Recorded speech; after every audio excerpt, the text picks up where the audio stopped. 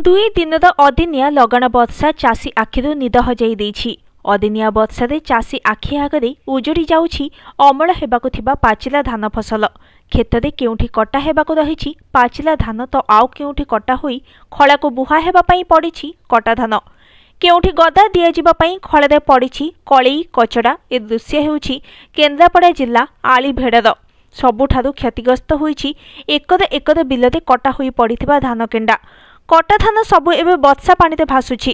खेतरे गदा दिया जाइथिबा धान गदारे भी पानी। उजोड़ा खेत खळा को देखि चाषी आखिरु निद हजि जाइछि। वर्षा छाड़ी जिबा परे एबे पानी रो किए धान छाणुछंती तो खळारे किए धान सुखाउछंती।